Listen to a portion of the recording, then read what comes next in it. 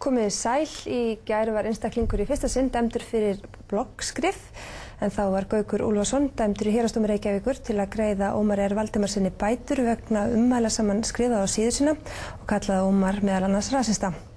Hér til mín kominn Pétur Gunnarsson frá Eyjunni. Hvað segið þið, hvað finnst þér þennan dóm? Það sem ég finnst gott við þennan dóm það að mér finnst ágætt á svona staðfestingu og vísbendingu það að menn eiga bara að ganga út frá því þeir að skrifa blogg að þeir eru alveg undir sömu lög settir og menn sem að skrifa í blöð, menn sem að tala í útvarp og sjónvarp og hvað sem þannig að þú veist að þessi vettvangur hann gefur mönnum enga afsökun fyrir að ganga lengra en þeir getur gert annars staðar. Mér finnst það gott. Hins vegar þá þú veist, hvort að þessi ummæli sem að Gaukur við það voru svona einhvern veginn meiðyrði og meiðandi og það eru þess eðlis að þeir ómerkja þau. Ég veit það ekki, það náttúrulega bara eitthvað fyrir lögfræðinga í dómstólum að takast á hann sko. Mér finnst þetta svona einhvern veginn kannski á grensunni milli þess að vera bara svona ósmekklegt og skrifaði einhverjum æsingi og hvort það meiðandi ekki, ég veit það ekki. Hins vegar finnst mér þessar bætur sem að Gaukur dæmdur til að greiða. Mér finnst það alveg eiginlega út úr kortið sko. Mér finnst það mjög háar, 300.000 kall fyrir bloggara. Það kemur ekki fram í dómnum hvað margir lásu þessa færslu. Það svona sannlega eðlilegt að álykta að það hefði verið sko hlaupið á einhverjum 100 manna, kannski 500 manns og 300.000 kall fyrir það þegar að blöð eru dæmt fyrir meiðyrði, þá það kannski bara nokkru sinnum þessi fjárhæð. Jafnvel í nýlegum dómi þar sem að þetta fyrirtæki hérna var dæmt til að greiða 1,5 milljón, þá var sú fjárhæð sérstaklega rökstudd með því að fyrirtæki hefði mikla fjárhagslega burði til að standa undir greiðslu svo hárra bóta. En þarna svona einstaklingur sem að gefa út og halda út í lítilli bloggsíðu sem fái lesa, þarna fær hann 300.000 kall og svo 0,5 milljón í málskostnað að auki. Og þannig að ég vona bara að Gaukur áfríi og láti reyna á það.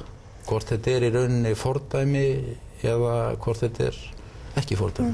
Nú eru þið á Eyjunni með fjölmarga bloggara sem eru að skrifa. Finnst þér að skipta máli sko þegar svona mál kom upp hvort þetta séu menn eins og Össur sem mikla lesningu inn á Eyjunni eða menn sem eru svona minni bloggarar fá færri heimsóknir? Ertu að meina gagnvart því hvort það hafa bætur og hvernig í raun og veru hvernig skrifa? Finnst þér að skipta máli upp á hvað láta frá sér og ef að þá einmitt í svona málum hvort að það sé einmitt eðlilega að Gaukur þurfti að greiða minna því að það væru fáir sem að lesa þetta? Já, mér finnst upp á þegar kemur að fjárhæðinni, þá finnst mér að menn verði bara að horfa á það hver áhrifin eru, hversu víðtækur lesturinn og hversu víða þessi ummæli berast út. Þegar kemur að fjárhæðinni, en ekki þegar spurningin svo eru þetta meiðir eða ekki meiðir. Þá alveg að sama gilda finnst mér sko Össur, Gaukur Úlfarsson eða þess vegna einhvern bara nafnleysingja sem á blogginu eða skrifa athugasemdir við bloggfestur að það sem sagt að þá alveg að leggja sama mælikvarða gagnvart lögum á það hvað menn að segja. En heldur þetta muni ekki hafa þau áhrif að fólk muni passa sig meira hvað það skrifar? Ég meina, bloggi ekki það gamalt að þú veist einhvern veginn fólk svona, þetta kannski var komin tíma að þetta myndi kannski gerast? Já, mér finnst fínt að fá sér svona skilabóð og koma aðeins smá stuð inn í hennan heim því að Hefur fólk myndi ekki verið svolítið óábyrgt að bara látið allt gossa því það á netinu svona svolítið bara verið kærulausara þar? Sumir hafa verið það. Sérðu fyrir þér að Össur myndi hafa skrifað Morgunblaðsgreinina sem hann skrifaði á bloggið sitt? Já, hann hefði skrifað sambærilega grein og það bara mjög góð spurning hvort hann hefði gert það. Ég ekki viss um það. Nei. Og því það nefnilega með bloggið að það voru auðvelt að íta á enter og þá það farið sko. Ég reyndar held ekki og ég alveg viss um það að ef Gísli Marteinn hefði farið í mál við Össur að þá hefði hann ekki unnið það mál. Nei. Ég held ekki. En það alveg rétt, það hluti af þessu að það voru auðvelt að íta bara á enter og svo þetta farið sko. Og menn hafa gott að því að svona fá smá skilabóð það að bara skrifa ekki helst aðra það sem þú vilt ekki aðra skrifa þig. Það náttúrulega endanum ágætis regla til að fylgja. En hvað með svona nafnlausa bloggara? Nú eru þið með svona kerfi þar sem fólk getur skrifað athugasemdir. Hvernig ber þið ábyrgð á því ef að einhver skrifar einhver rætin? Sko við erum með bara lokaðan hóp bloggara. Það eru milli 20 og 30 bloggara sem blogga á Eyjunni og það gerir enginn nema sá sem við bjóðum og veljum og allir okkar bloggarar eru nú sko fólk sem við treystum alveg til að kunna þessu prófið því. En þannig við erum ekki með neina menn sem koma fram sem engin veit hver sem bloggarar, það ekki þannig. Og ef að svo væri, að væri nafnlaus bloggsíða á eyjunni, þá væri það náttúrulega bara hobby mína sem ritstjóra. En hins vegar það þannig á okkar bloggum, eins og öllum öðrum bloggum, að það getur hver sem sko komið og skilið 30%. Og hver og einn bloggari, hann svolítið svona ábyrgur fyrir því að halda utan þessa umræðu sem að spinnst í kringum hans blogg. Og ég held að menn megi alveg skoða það og ég hef reynt allavega fyrir mitt leyti að gera stranga kröfur í því sambandi og ég byrði bara að eyða frekar fleiri athugasemdum en færri ef mér finnst menn vera að ganga yfir strikið. Sérstaklega eru nafnlausir. Og ég tek eftir því, gaf því bloggi sem ég hef haft eins og með, að þeir sem að koma fram undir nafni og gera athugasemdir undir nafni á netinu, þeir eru bara svona almennt kurteisari í umgengni heldur en hinir sem að skýla sér á baku nafnleysi, þá leyfa menn sér að láta meira vaða. En ekki, ég myndi þess að segja, það eru vefir sem eru eins og Barnaland.is sem fólk að skrifa mjög mikið, þá í svona málum þar sem einhver myndi eins og inn á þann vef, það ekki Morgunblaðið jafnvel af því að Morgunblaðið rekur Barnaland ábyrgt? Ég myndi halda það að sá sem að rekur eða gefur mönnum færi á að búa til bloggsíðu og koma fram undir dulnefni eins og mörg dæmi til dæmis á Mokkanum, að reynda líka á Vísi og svo á Barnaland eins og segir að það hlýtur að ljóta vegna spurningar það að Mokkin og Vísir séu eða getur verið ábyrg fyrir því sem menn að segja þar í nafnleysi En heldur það hafi ekki bara verið frekar þarft að fá þennan dóm og skýra svolítið út kannski hvað reglur gilda af því fólk eins og Lúkasarmálið og annað fólk hefur oft svona látið stór orð falla á netinu af því þetta á netinu og það svona einhver svona minni ábyrgðartilfinning gagnvart ummælum. Var þetta ekki bara þarft að kæmi svona einhverjar skýrar?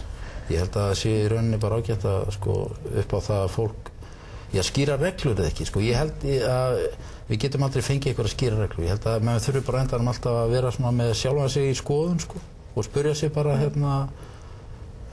að tala um annað fólk og myndi ég vilja lesa þetta sjálfa mig og ég held að það sé ágætis mælistika og ég held að menn mættu kannski gera meira því að reyna að nota hana. En hvað með, heldur það hafa einhver áhrif á líka svona bara fjölmiðlun á netinu? Nú eru bara netmiðlarnir, fjölmiðlarnir orðnir svona kannski meira áberandi. Heldur þetta geti haft einhver áhrif á þá? Þessi dómar? Já. Nei, ég sé það ekki. Ég sé nú að þessi svona venjulegu netmiðlar, bæði þessi sem að ég með og Eyjan.is og hinir séu yfirleitt svona það sem að svona ritstjórnar efni sem þar kemur sé bara yfirleitt balanserað og ágætlega framreitt og menn þurfa ekki að gera því. Og þessi dómur náttúrulega hvort sem snerti blogg eða ekki blogg, ég held að hann verði kannski ekki neitt fullkomið fordæmi fyrir okkur nema Hæstiréttur staðfesti. Bæði hvað var það þá þessi ummæli og eins varðandi þessa fjárhæð sem og eins og ég sagði áðan þá vona ég að þetta mál fari fyrir Hæstarétt þannig að við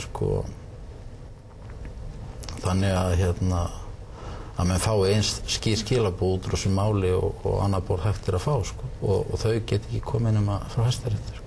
Því við erum að tala um svona breytingar kannski á blogginu og netinu. Hvernig upplifir þú það með þessari auknu komu á fjölmiðlun á netinu? Finnst þér bara á þinni reynslu hlutirnir hafa breyst mikið?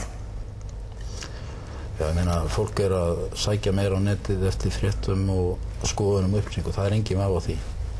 Á sama tíma og við sjáum það að undanfarin ár þá blaðalestur og undanhaldi og notkun netmiðla aukast og þetta bara það sem að mælingar sýna okkur. En heldur þetta geti haft áhrif á fjölmiðlunum einhvern veginn að hún verði... Það gerir það. Hún breytist, hún verði svona annars eðlis líka varðandi hvað fjallað og efnistöku og annað? Já, ég held að efnistökin mótist af því miðlinum að því að netið er í rauninni sjálfstæður miðill. Það bæði, það auðvelt, þú sækir efni á netið, þú finnur það á netinu, þú birtir það, þú linkar á það. Þetta svolítið alveg eins og útvarp, sjónvarp, blöður, ólíku miðill, þá eiga menn náttúrulega bara að fara að líta á neti sem enn einn miðill sem að vissu leyti með eigin lögmálum. Og menn eru svolítið ennþá svolítið að finna tóninn í því finnst mér að sumu leyti, af því að Þessi stóru netmiðlar sem eru búin að vera lengst hérna, Mogginn og Vísir, þeir eru allir nátengd í blaðaútgáfu og sjónvarpsútgáfu og öðrum miðlum. Við erum hins vegar bara netmiðl og ekki nema netmiðl, alveg ótengdir blöðum og sjónvarpi. Og það er einmitt hluta því sem okkur finnst gaman og leggjum áherslu á, það einmitt að nýta sérstöðu miðilsins og njóta þess að vera á netinu og alveg sem sagt óháðir öðrum miðlum. Hvernig getið þið unnið fréttir öðruvísi? Hvað getið þið gert sem að... Við höfum náttúrulega í fyrsta lagi að hraði netsins er mikill. Við getum sett inn hérna fljótt og vel fréttir. Við getum breytt inn fljótt og vel. Ef þú setur það er ekki líka mál, ef eins og með okkur ef við setjum sjónvarpsfrétt í lofti, það er... Þið getið ekki afturkallað. Nei, hún fer út en það er náttúrulega kannski öðruvísi þegar þú setur frétt á netinu. Það er ekki hægt að innkalla blaðið og það snertir líka meiðirinn, sko, að það er nefnilega svo auðvelt að leiðrétta.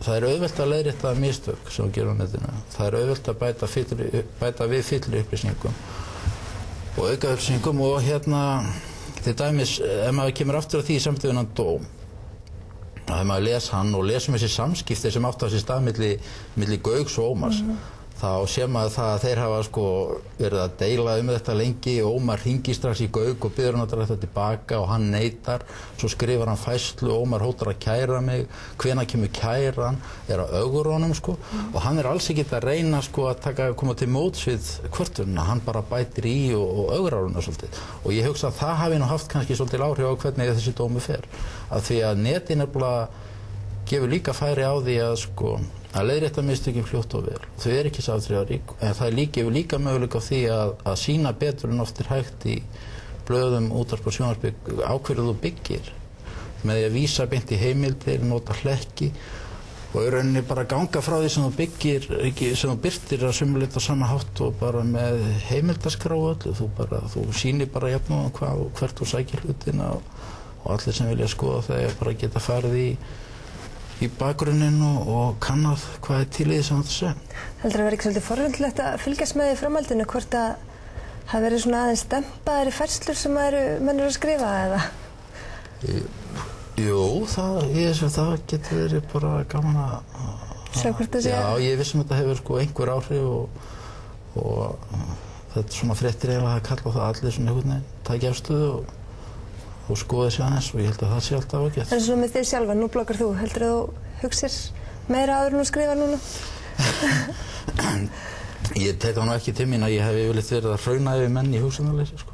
Ég segi það alveg fullum þetta, ég hef alveg reynt að passa mig á því að setja ekki neitt út aðra sem ég myndi ekki geta að lesa sjálf mig. Ég meina manni verður á, en ég leiðrétti alveg hiklaust og nýti mig möguleikann á því að draga í hlið og draga í land og svona ef ég klúr einhverju sem gerist hjá öllum. Þakka að kella fyrir þetta, Pétur. Þakka þér. Og hádegisviðtölunni er þá lokið hjá okkur í dag. Verið sæl.